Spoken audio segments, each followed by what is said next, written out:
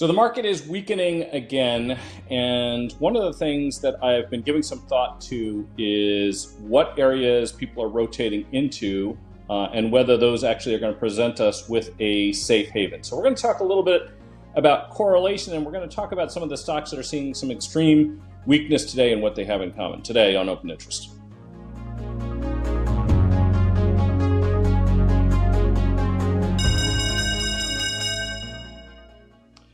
Hello, everybody, and welcome. I'm Mike Coe. Welcome to Open Mic, where we are going to talk about markets and take your questions. And I see that we already have one, and it's a good one, too. It's about Uber and the performance of the stock and how that is impacting the price of options. And there's two dynamics that are going on there. One is how the stock is behaving, and the other is how the volatility, the implied volatility, that is the price of options on that stock, is behaving, which is fairly common after you have an event, a catalyst such as earnings. Now, today, obviously, one of the things we're seeing is basically the strength that we got yesterday, that bounce. We talked on Monday, and I sent out quite a few tweet, X posts, whatever you want to call them, during the day on Monday as the VIX spiked, that when you see those types of spikes, typically the 1 month return to the S&P are better than they are generally. So as a refresher for those who did see the live stream or for those who did not, let's just talk about that really quickly first. So going back to January of 1990, this is the earliest date for which we have VIX data. This is not because the VIX index was introduced in January of 1990, but because the VIX index is calculated off of SPX options prices, and we do have historical SPX options prices, it was possible for them to construct what the VIX index would have looked like going back to 1990. So I mention this because I'm only really going to be referring to the performance of the S&P looking out 1 month going back to that date. So the first statistic I'm going to offer is that on average, the S&P is up about 64% of the time after 1 month from 1990 to present. And the average return, so basically combining those up moves with the down moves, is about 85 basis points. And that is higher since 1990 than the much longer term average. The S&P index dates to before World War II. And if we go back further in time, we're going to find that those returns are not as high as that. I think if memory serves, it's going to be a little over 60 basis points. When the VIX spikes to north of 30, what we see is that the probability of profit, which I've abbreviated in posts as uppercase P, lowercase o, uppercase P. So when you see posts from me and I say pop with those capitalizations, I'm referring to the probability of profit. So when the VIX is north of 30, looking out 1 month, the probability that the S&P is higher 1 month later is significantly greater than it is in the general case over the last 35 years. North of 70. In fact, it's actually closer to 80%, believe it or not, about 77.7% of the time. The S&P is higher 30 days later if you were to buy it when the VIX is above 30.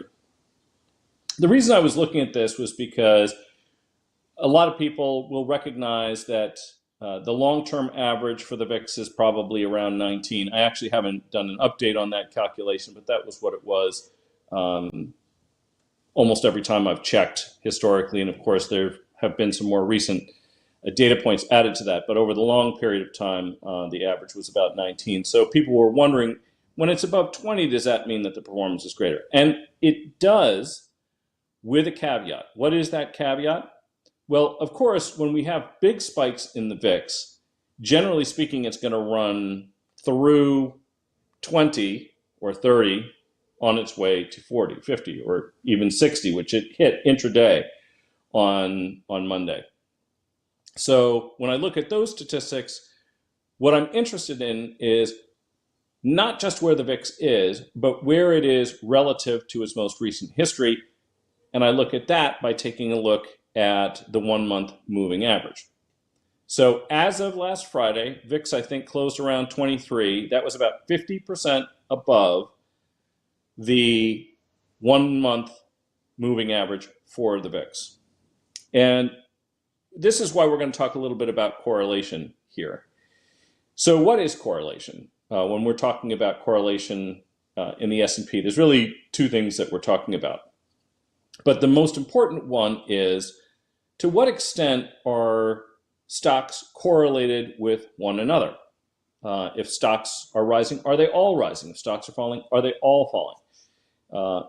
Perfect correlation means that if one rises, then the other one is going to rise lockstep with it. Perfect anti-correlation means that if one rises, the other will fall by a like amount. And examples of this would be if you have an ETP, an exchange-traded product that is designed to replicate the S&P 500, for example. An ETP, an exchange-traded product that's designed to replicate a short position in the S&P. These two instruments should, of course, be anti-correlated. As one rises, the other should fall by a like amount. Now, you can imagine that if you had a basket of securities, and those securities were all perfectly correlated with one another, then the volatility of that basket is just going to be a function of the volatilities of the constituents of that basket and their relative weights. So if one is 10% of the index or basket and one is 1%, then obviously the one that's 10% is going to have an impact 10 times greater than the one that is 1%. This matters, of course, in the S&P because it's cap weighted, so the largest constituents weigh far more heavily than the smaller stocks do.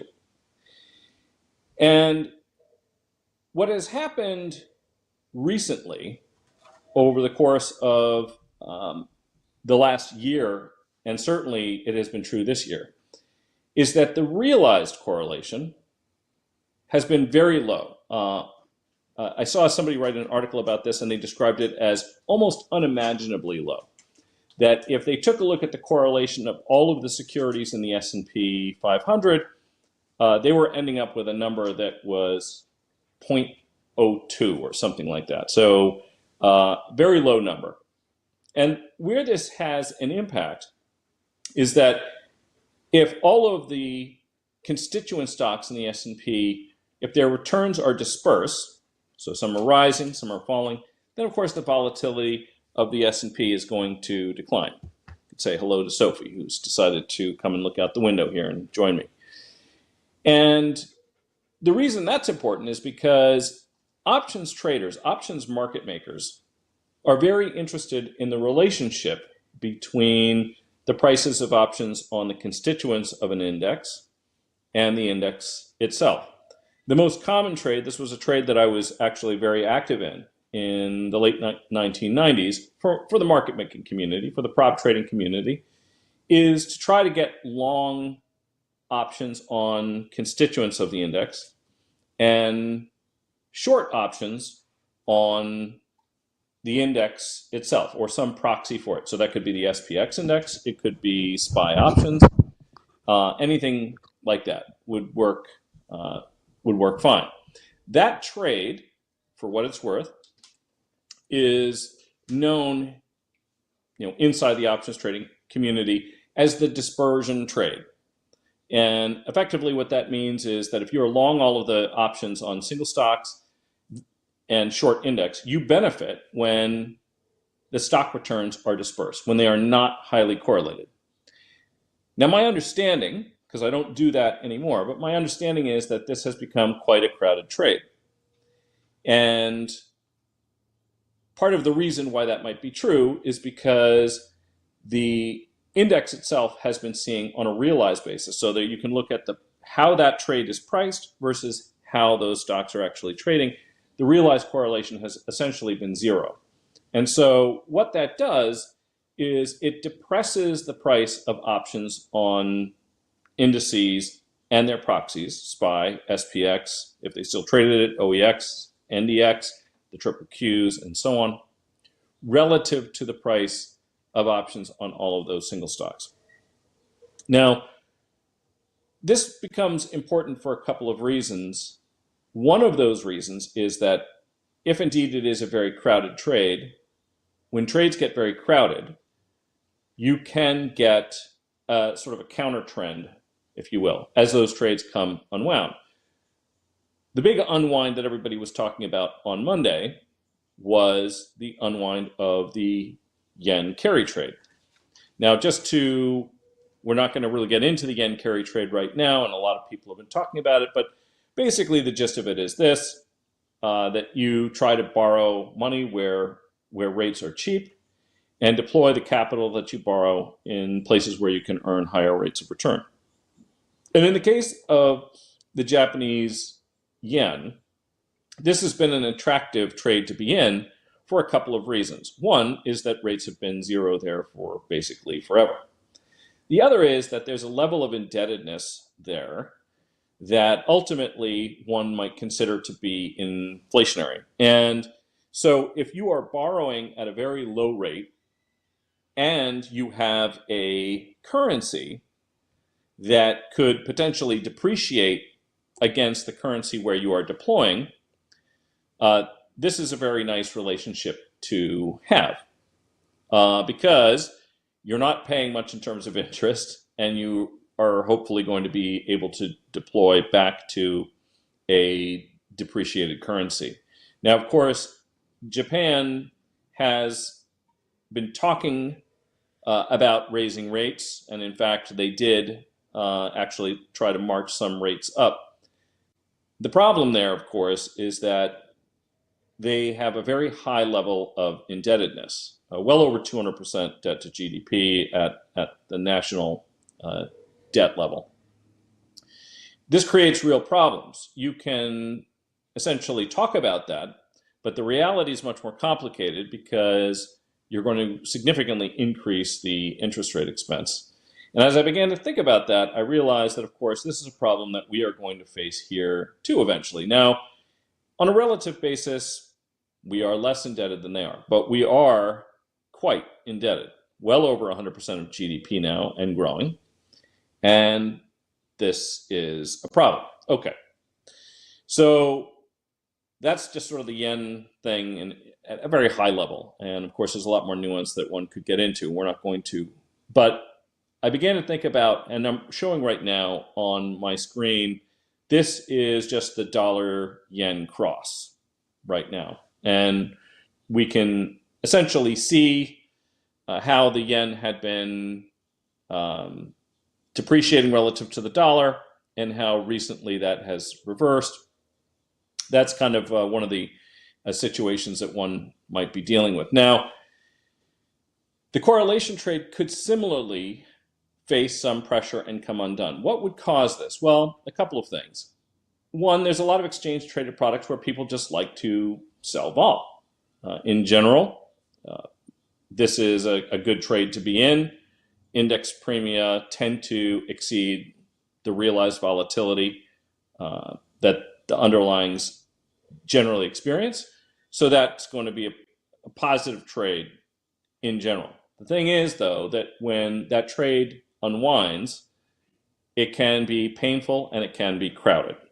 And I think some of what we saw with that huge spike in the VIX on Monday is exactly that dynamic, that you are seeing some unwinding. So this is important to think about because you can have more than one big trade unwinding simultaneously.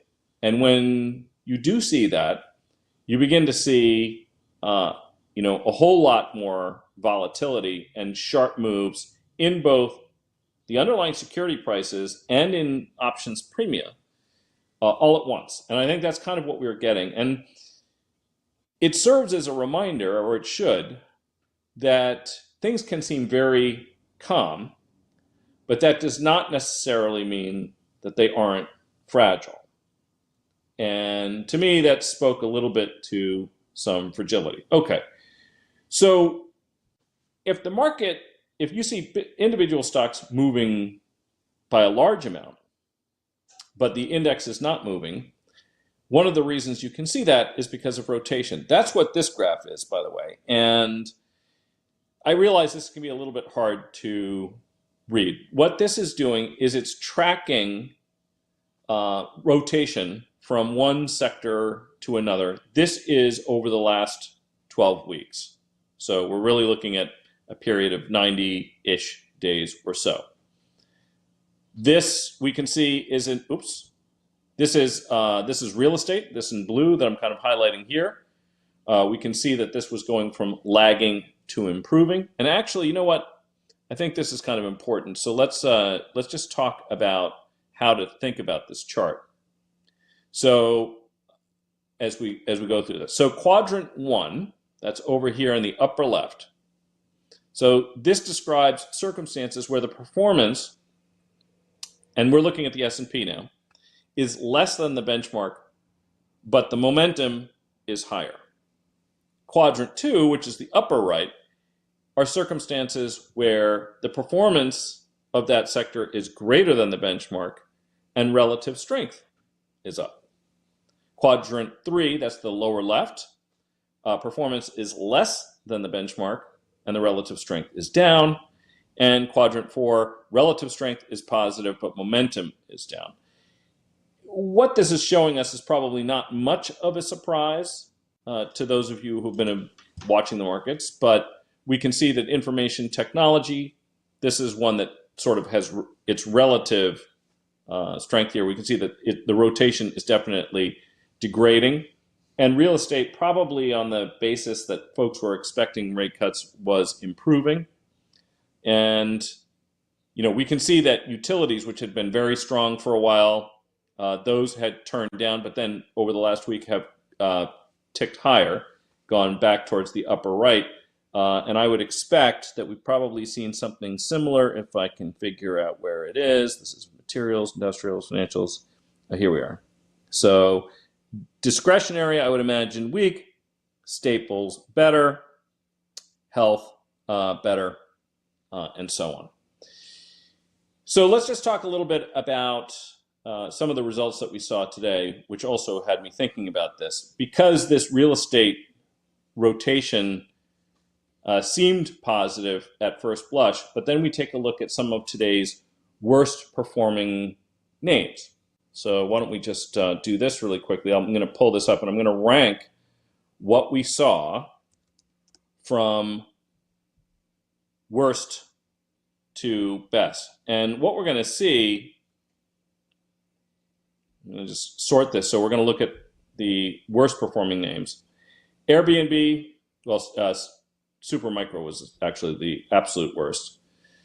This is a continuation, it would seem. Their margins were less than folks expected. So they reported their margins were less than expected. And this goes to when you have a really high flying, very high multiple, high growth name, and you get any kind of disappointment, this demonstrates just how vulnerable one can be.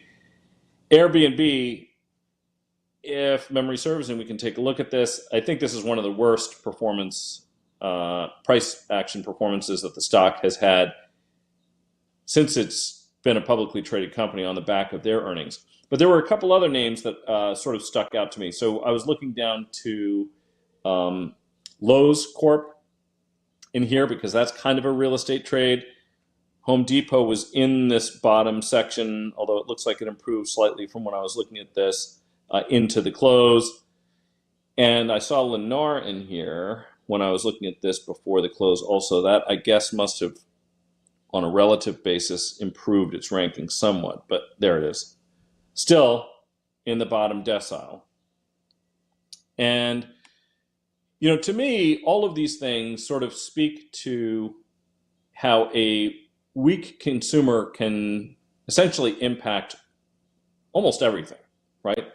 So if consumers are weakening, that can hurt Airbnb's bookings, although I think their top line was up about 8% year on year for the quarter. It obviously would be bad for Tesla. It's not going to be great for Disney because Disney is dealing with some discretionary spending in their experiences segment. That's sort of been the bright spot for them, if you will.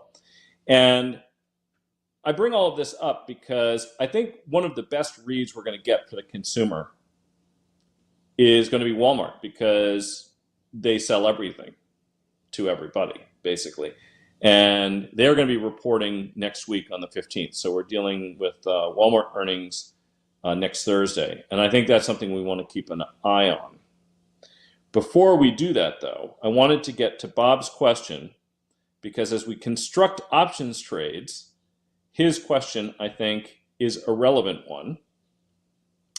And so, and thank you, Bob, by the way. I have to tell you, thank you for sending this question early, even before we got started, because I saw that and I said, that's a good question. And this allows me actually to get a little queued up. So I got a little bit queued up here for your question. Let's take a look at this. So first things first. How did, so Uber reported, and let's take a look at how the stock did over the course of the last 3 days. We can see that the results are quite good. Up, excuse me one second there, up about 11% over that period of time. And you, I don't know if you own or if you were just looking at the August regular way, that's the 16th, so next Friday's, not this coming Friday, but the next Friday's regular way, 60 calls. Now, of course, the stock is significantly higher, so we would expect that those calls would also be higher. And here we are. And indeed they are. So the stock was up 11%, and these calls, at least over the last 3 days, up 141%. Closed around $6 today. These things are well in the money. But your question is, why aren't they up even more? And this is a concept I've touched on a few times. I've talked about it, but I'm not sure I illustrated it. And now I think we have a good example of how to do that. And this is the vol crush that I talk about. What is vol crush? Vol crush, so when I talk about vol, I'm usually talking about implied vol, implied volatility, the price of options, the way options traders think about it, which is expressed as a percentage. It's the standard deviation annualized. And this is the chart that I'm showing right now is the implied volatility for the August 16th 60 calls in Uber over the last 3 days.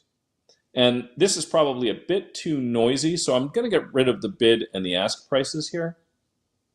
So we can see the price of the options down below, the price of the stock, and then we can see the implied volatility. So these two things are working in opposite directions. And the reason is that options premiums get bid before there's a catalyst, like earnings. And then once that event comes and goes, the implied volatility will fall. How much? Well, it's going to vary from one stock to another. But this top chart actually shows us. I'm gonna get rid of these trade prices because that actually makes it even a little bit noisier. There we go. So this is the implied volatility. And what we can see is that it was about 75 or so before Uber announced earnings. And then as soon as it came out, and now we know what the earnings results are going to be, the implied volatility fell quite a lot, down to sub 50, closed today at about 50. How much does that impact the price of an option, all else equal? Well, we can see that the option rose as the stock did. So a call option should be expected to appreciate, all else equal, as the stock goes up. The option's value should decline, all else equal, as the implied volatility goes down. And to understand by how much, we can model the value of this option for the current price as well as the implied volatility before. And we can just compare those two values. So that's what we're going to do right now. I'm going to just pull up an options montage. And here are these options. So they went out 575 bid at 615. And I'm just going to flip on something called calc mode here. And what this is going to permit me to do is manipulate the implied volatility in the model so that I can actually see what this option would have been worth had the implied volatility not changed. What was it before? 75. So it went from 589 to 658. So the vol crush ended up having an impact of, we'll call it 75, 80 cents or so on the option. That may be more or less than some of you expected. I'm not sure. We also had a couple days worth of decay baked into the cake. That does matter in this case because you're dealing with an option that expires next Friday. So we're only 7 trading days away from expiration on this option. There's something else going on here too, though. And what that other thing is that the gearing of an option is going to depend a bit on how much gamma it has. And gamma is the rate, the second derivative. It's the rate of change in an option's price with respect. So delta is the first derivative. So that basically, if something has a 50 delta, that basically means that in dollar terms, it's going to go up 50 cents for every dollar the underlying goes up. Gamma is how much that changes. And you're going to get the most gamma for an option when it's at the money. And as Uber went through that strike, the delta went up, but eventually it can only converge to 1. So then it's just going to go up dollar for dollar. And the extrinsic value of that option is going to become less and less because the strike itself is further out of the money. How much? Well, we can see this here too by looking. The reason I wanted to look at the montage screen is because it helps. If we look over here, the extrinsic value you can see for the strike is reflected by the value of the corresponding put. So this call is now behaving essentially just like stock, right? So that curve that you get, where a call really kicks in, well, you're sort of on the 45-degree angle now. It's just going to track essentially with the stock. And the amount of decay that you have here is not a great amount. We're talking about 30, 35 cents. But this is the thing that I'm talking about when I talk about vol crush going into an event, is that if you're long an option to make a directional bet, the implied volatility is going to hurt you as it comes in after that event. And that doesn't really matter whether the stock is going higher or lower. If you bet that it was going to go higher, it's going to go higher maybe by a little less than you thought because of that vol crush. And if it goes down, it might go down a little bit more than you thought, again, because of that vol crush. But I would like to make one quick point here, which is that this option still went up 141%. So just because there is a vol crush doesn't mean you should be selling premium going into an event. I make this point all the time because a lot of folks are trying to capitalize on vol crush, and so they'll just short premium. And one might have done that in Uber going into earnings. That would have been a terrible trade. Yeah, you got the vol crush, and the vol crush gave you 75 cents. The problem is the stock went up 11%, so it wasn't good enough. So just that's sort of the give and take. We don't get to have it all, I guess. Sometimes you can't have it all. If you make a bearish bet and earnings are really disappointing, it is possible sometimes that you're not going to get a huge vol crush. So maybe vol will even go up if it was very low to begin with. So I hope that's helpful. All right. Let's move on to the next one, PC. How do you construct hedging strategy with SPY? 30 delta puts when the VIX is low? Yes, I like that.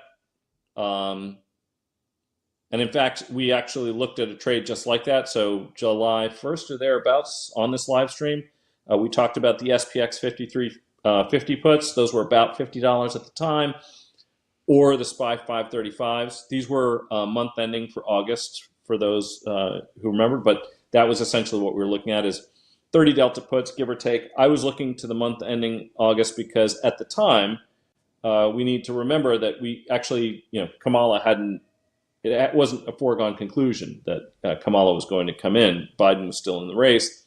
So I was looking to the long side of the Democratic National Convention.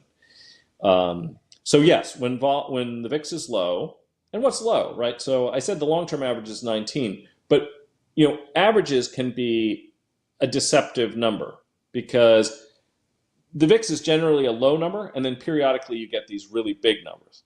So if you have a long period of 12%, and then suddenly it goes to 60%, well, that 60% is going to have an undue influence on the average.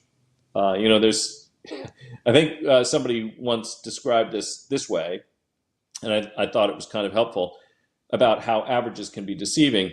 Imagine you've got a bar and there's 10 people in the bar, and someone is saying, okay, what's the average net worth of the people in the bar? Some working class community, and most of the people just work in the neighborhood. And all of a sudden, Bill Gates walks in.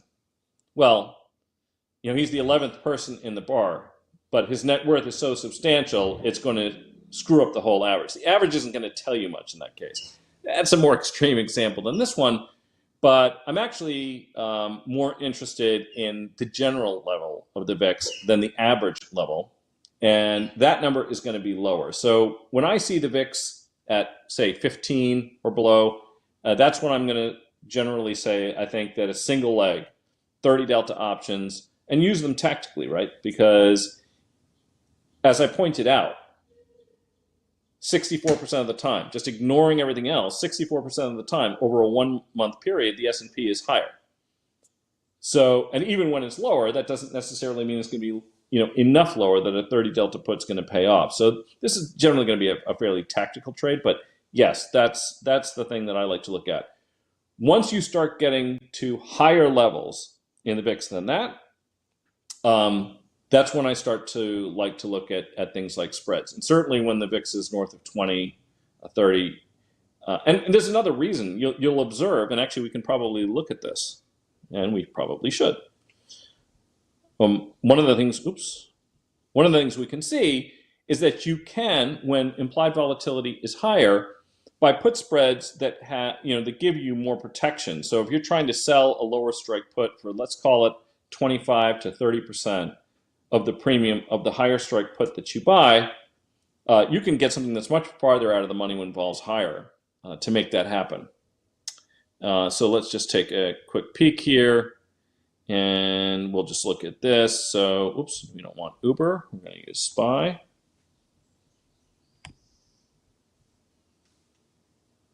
I'm just going to look out to the end of September for the time being. So we're just going to take a look. Is this? And this is defaulted to that. Nice. I'm generally not going to buy right at the money. A couple of reasons for this. Just in my own head, sometimes I like to have a nice round number. And actually, you'll see that this is generally the case. Open interest tends to concentrate around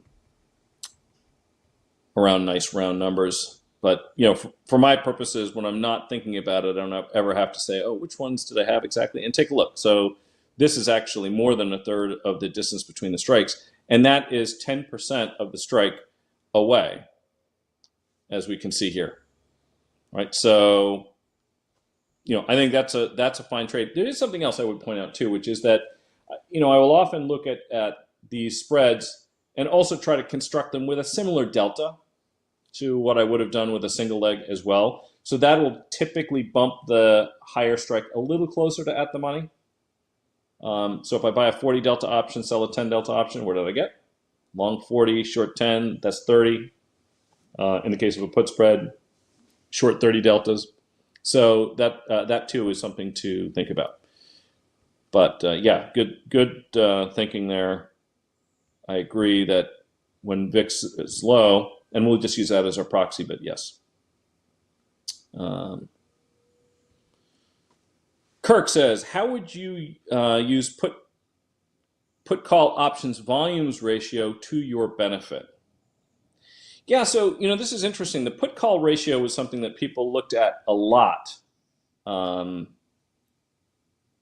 It was sort of, I think actually before the VIX, this was kind of the standard complacency measure. When the put call ratio would get very high, so puts over calls got very high, that was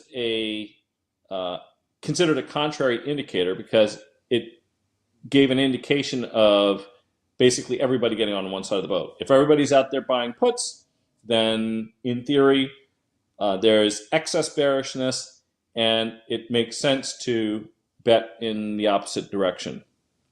And so there we are. You can see here that it became such a standard way to look at things that there are indices that track it. And unsurprisingly, we could see that back on actually that was the second, interestingly enough. Let's just shorten this up a little bit. Let's look at 6 months. So we can see it did get up there quite a bit, but this actually was on the 2nd. So this would have been Friday, right? Friday, 5 days, yes. So that's interesting. It was higher on Friday than it was on Monday. I wouldn't necessarily have expected that. I will say, though, that I tend now to look more at the VIX than I do at put-call ratios, for what it's worth. But I think you can combine them. You could take a look at both. But to me, I think just looking at the VIX is a good contrary indicator. There's another reason for this. The way it's calculated, so the VIX it's designed to value essentially a synthetic variance swap using a whole bunch of SPX options prices. You do a little bit of fancy math if you want to understand it better. The SIBO publishes all of that, so you can just say Google SIBO calculation method, and there's a paper. It's available right on their website. We'll describe it. Effectively, the idea is that, and this is just a little bit of options 101 here. Just remember that the higher the strike of an option, the way vega is calculated, the higher the vega is, all else equal. And what that means is that if you were trying to construct something, a portfolio of options, a strip of options that had constant vega, so that as the price moved down, the vega didn't go down, and as the price moved up, the vega of the overall exposure didn't go up. Because the vega of higher strike options is greater, then the number of them that you would use to construct that synthetically is smaller. So the calculation on a weighted basis will include more options of lower strikes and fewer ones of higher strikes for this reason. As it turns out, the VIX number, if somebody said to me, what's the VIX? And I could ask for one piece of information and I had nothing else to look at, I would say, well, what is the 30-day implied volatility of an SPX 30 delta put, and say that's probably the number. And that turns out to be usually a pretty good guide in general. So what that means is that, if the 30 delta put is going up, all else equal relative to the at-the-monies and the out-of-the-money calls and so on, the VIX is sort of indicative of those shifts in skew. It's got a little of that, sort of has a whole bunch of things distilled into one number that's helpful. Yeah. So I like to use VIX as the contrary indicator. It's just easy. It's published. You don't have to think about it too much. And you followed up. How would you construct an SVIX option strategy at present? So this kind of goes to what I was sort of talking about. So oops, did I click on the right thing there? I did, okay. So I talked about this on Monday. In general, it's favorable to be short VIX products. So that is, you want to be in products that are betting against the VIX over the long run.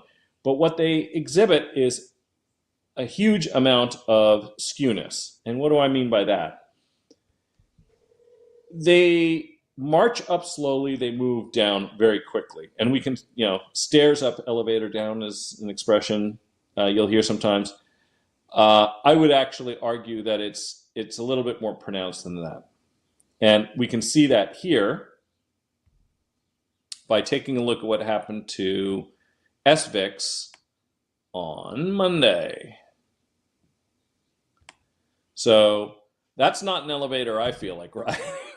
I don't think that's an elevator. That's taking the stairs up and then getting pushed off the roof. I think that would be probably a more apt description for it. So that's the downside. So the question to ask yourself right now is, do we think that we're not going to see any more swoons? I'm not so sure. I think I said on Monday, I know I said Brian Sullivan was hosting a special on CNBC after we did the live stream, and I did point out that we've been overdue for a correction being defined as a decline of more than 10%. We got one in the NASDAQ. SPX, well, let's just take a look at it this way. I'm going to look at SPY, net of dividends. We'll just take a look at it year to date.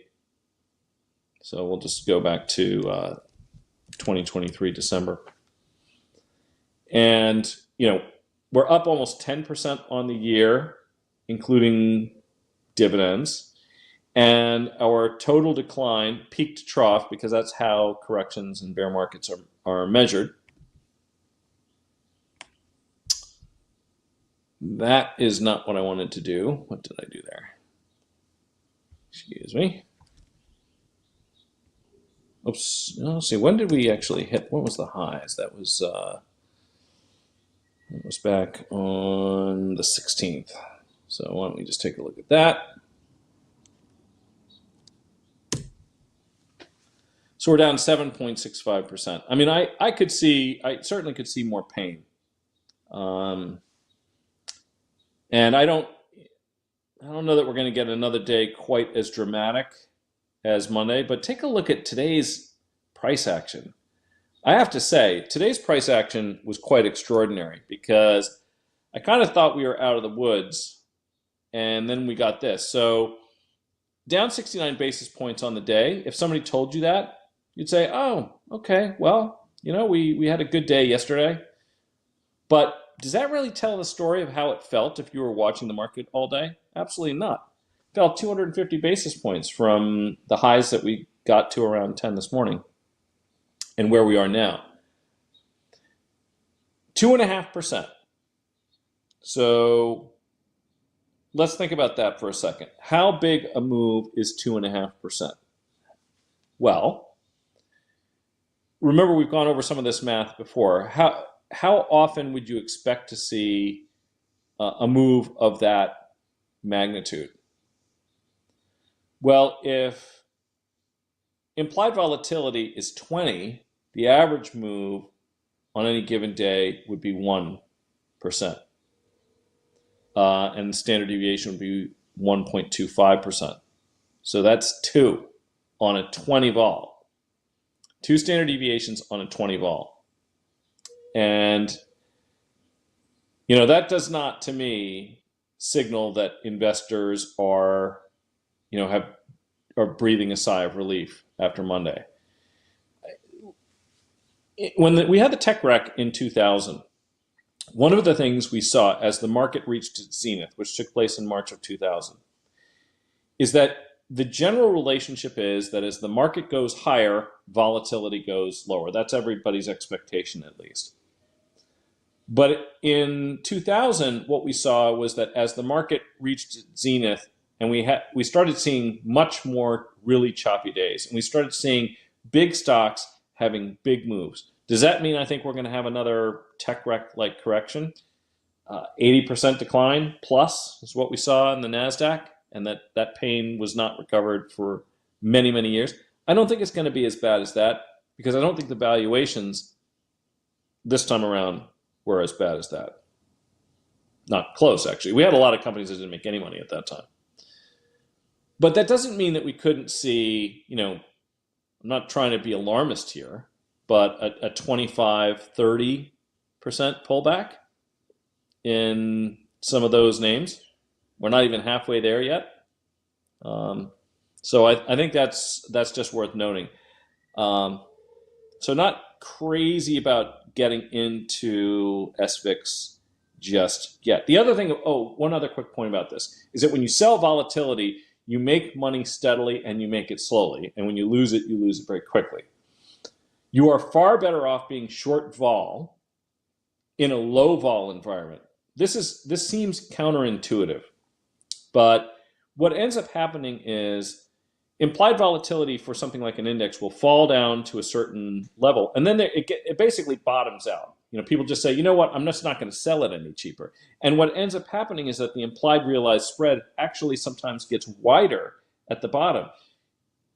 You know what? Why am I talking about this?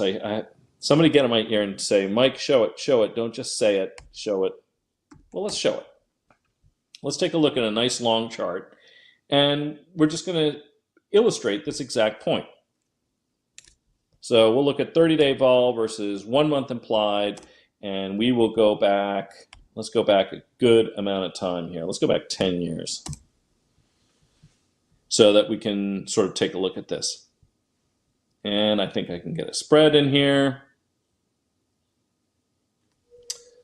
And so this is, so the top line here in white is the implied vol. So if you were selling options, that's what you receive. The orange line is realized vol. So effectively, that's what you pay away. So insurance is expensive. Sometimes it deserves to be. And the best illustration that we start to get is take a look over here. So in the pandemic, yes, implied volatility shot up, but realized volatility shot up even more. And then take a look over here. So this was a period of exceptionally low implied volatility, and yet the spread was quite high. So that sort of speaks to the fact that you get down to everyone expects volatility to mean revert. So it kind of reaches a floor, implied options premiums, and it actually can be reasonable to sell it at those points because the market's really just not moving very much, and people anticipating mean reversion are just not willing to sell it any lower, even though that spread between realized and implied has widened. And the exact same thing happens when volatility shoots up. And your intuition is good in the sense that you're saying, shouldn't I sell vol when it's high? Yes, but you really need to make sure that it's kind of like anything else. It's a momentum trade. You need to wait until volatility is definitely trending lower. I don't think we're there yet. So I guess that's my my point on SVIX. We'll move on from that.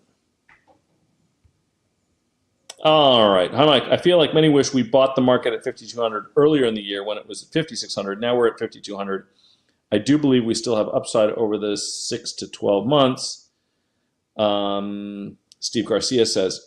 So this is something else I'll point out. And look, it's timestamped that I said it anyway.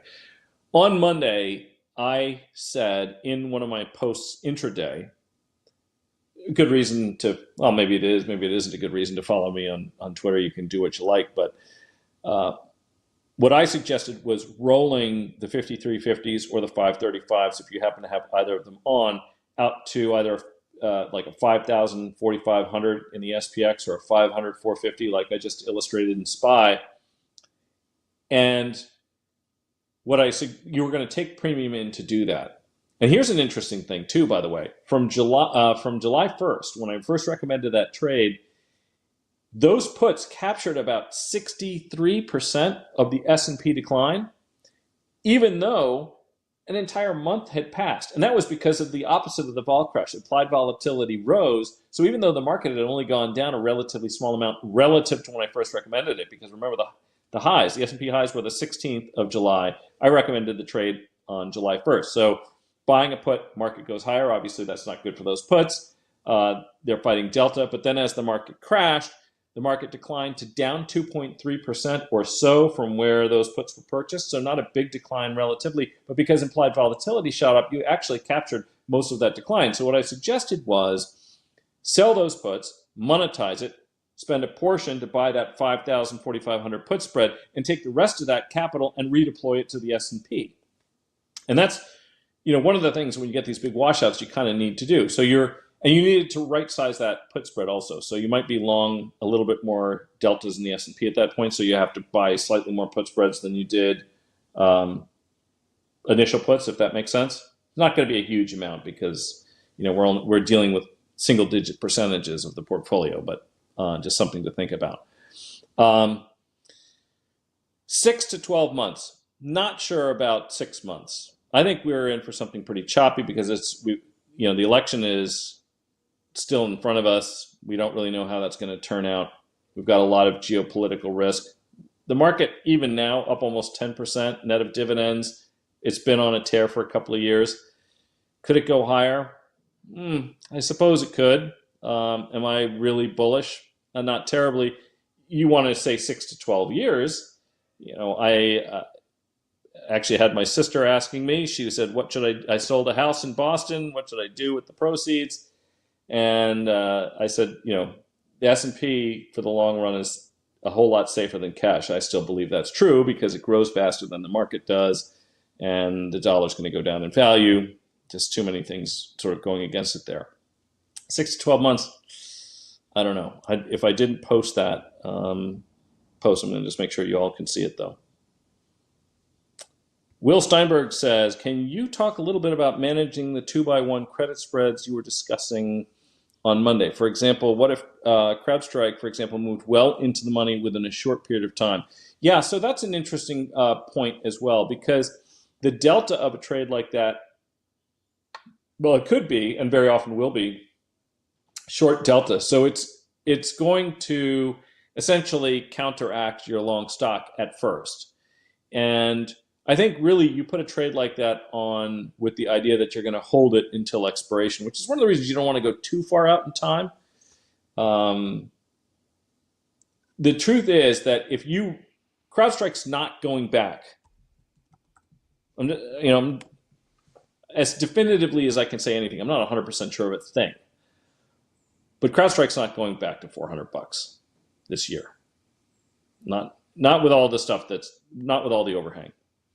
So if it's a name you wanted to continue to hold, you can put that 1x2 on, but it is one of those trades where, because you're short more options than you're long, as the stock chops around, it's not like it's going to converge on the terminal value of the whole structure, long stock, and then the 1x2 stock recovery play until you get closer to expiration. So it's not that easy to trade around a 1x2. Just like it's not that easy to trade around short optionality in general. It's a lot harder than it is to trade around long optionality. Long options, especially single legs, very easy. You can roll, you can spread. If you are long an upside call and the stock goes in the opposite direction, but fundamentally you still like it, maybe you have an opportunity to sell some puts for a relatively comparable amount of premium, and then get into, leg your way into a risk reversal. There's a lot of things you can do. When you are net short options, it's effectively it's going to behave more like a bond. You have to kind of wait it out a little bit more. That's a good question, an important one, and I think it's also an important public service announcement for those who are looking at strategies like that. I want to buy so Steve Garcia also says, I want to buy SPX SPY leap calls, but now implied volatility is elevated. What is the best way to manage the vega risk in this situation? Are leap calls even a good idea? So, call spread risk reversals, but you get into that same problem that I was just talking about, would be a way to do it, or just buy call spreads and then look to handle the leg on the other side. Because that is a very good point. And actually, I was seeing earlier this year, I actually have to look at a chart so I could remember exactly when it was, but we had a big vol increase earlier this year. It was tail end of the first quarter, beginning of the second. Let's see if I can remember. Well, I don't need to remember. We can just look it up together. Why not? So yeah, here it was, right here in mid-April. So early second quarter. That can really work against you. And this is looking at 3-month options, which, actually, you were talking about leaps. So implied volatility for the long data stuff is not going to move quite as much. We're going to take a look at that really quickly. But I just wanted to show what happened to the price here. So let's just imagine that when vol was high, you took that as an opportunity to buy some calls. Well, remember, when vol goes high, it's kind of a contrary indicator. Everybody's kind of bearish. So implied volatility is not your ally, but the market might be, right? So if you get kind of a V bottom, so had you bought long dated call options on, let's say, April, well, let's not use April 19th because then we're cherry picking. Let's just say when vol really got up there, right? So around 16, that was April 15th. S&P was 50-60. You were saying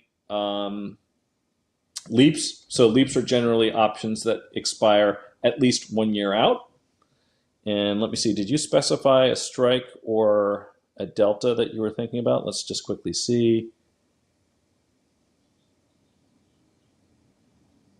Well, let's just take the at the monies. You know what? Let's not overcomplicate this.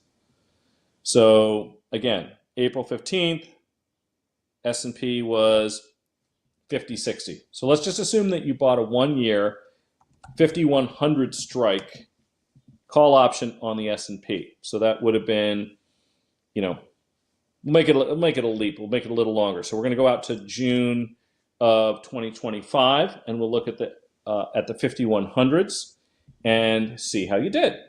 So we can get a sense of how paying up, because remember, implied volatility did fall, and then of course it subsequently rose, but I still think it's a useful exercise. So just sort of remember where we were. So we're going to go out to June 30, 2025.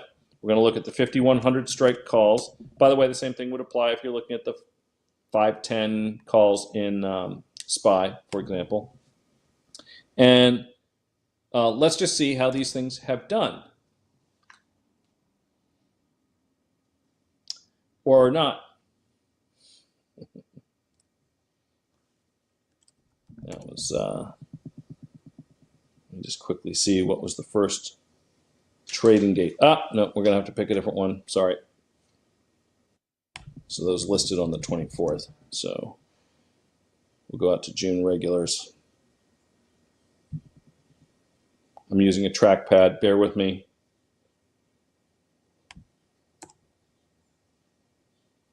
So I'm pretty sure those should have been listed at that time, but just double check that.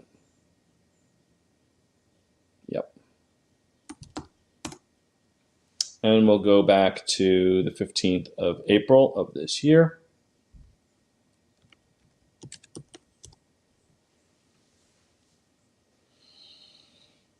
All right. So looks like those things were trading for a little more than 10% of, is that right? Well, here's the 16th. So it was a little bit less. So those were about, we'll call it 490. And by late June, they got up to 7.25. And now they are 545-ish.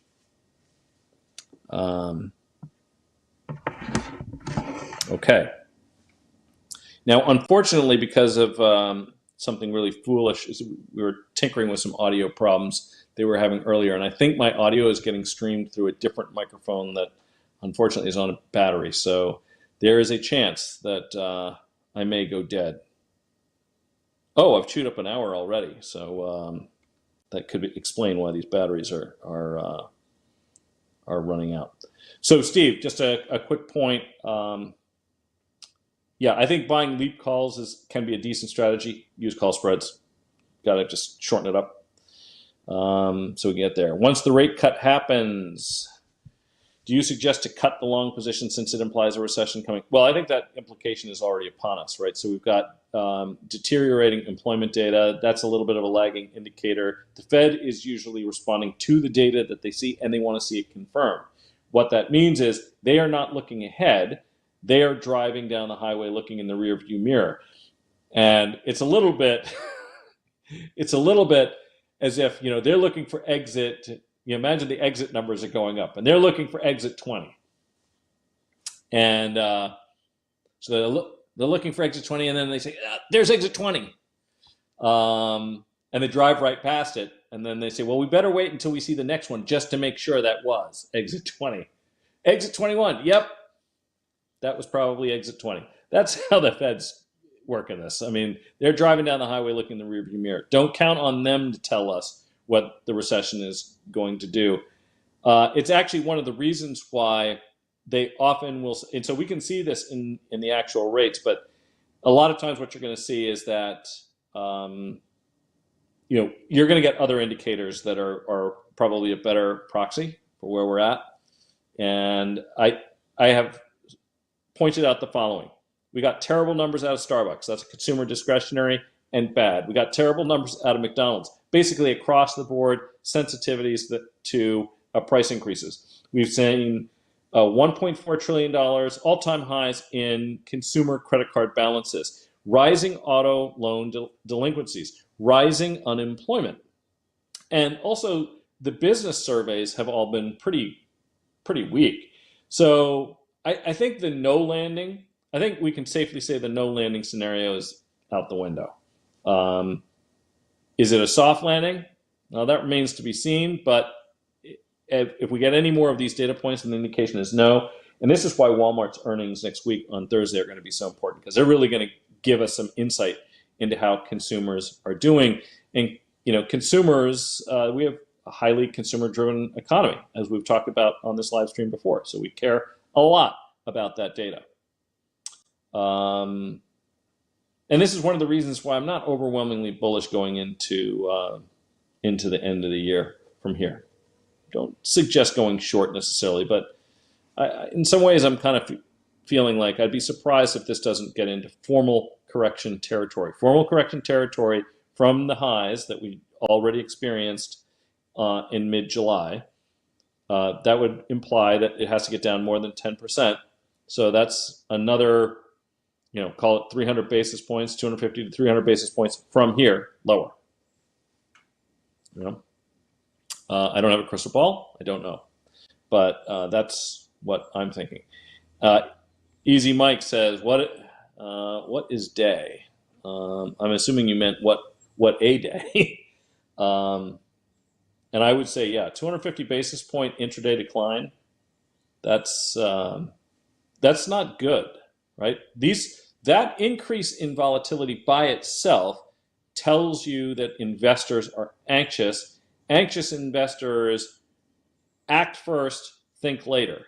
And so that's one of the reasons why I feel that, we could see this go lower. Do I see a bear market coming? Rye Mocha asks. Nice dog picture, by the way.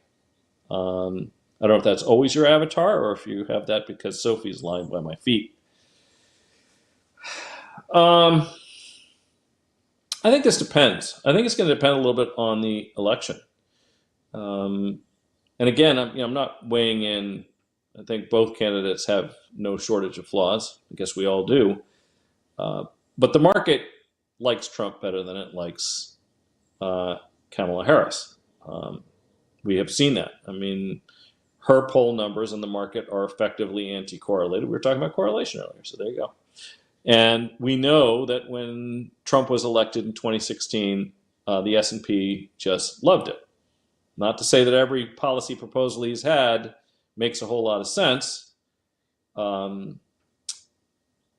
I am more bullish for the market the better he does. And again, that's not a political statement. It's just how I believe the market's going to behave. And Rye Mocha says, I'm neutral, bearish tone. Yeah, I think that's right. I think if we get out right here, if we basically end up around this level at year's end, it's been a heck of a couple of years for equities. And I think we can safely say a very good period of time. And I'm actually hoping that we get out where we are now or a little bit higher, because that means that not a whole lot more negative stuff has come to pass.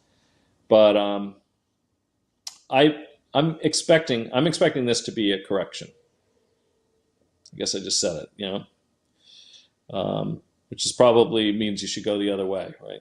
Like I said, no crystal ball here. Whenever you make these short-term predictions, I hate making short-term predictions, but I feel like this could go into correction territory, and that's down more than 10% from the July 16th highs. And I guess, unhappily, we will leave it there.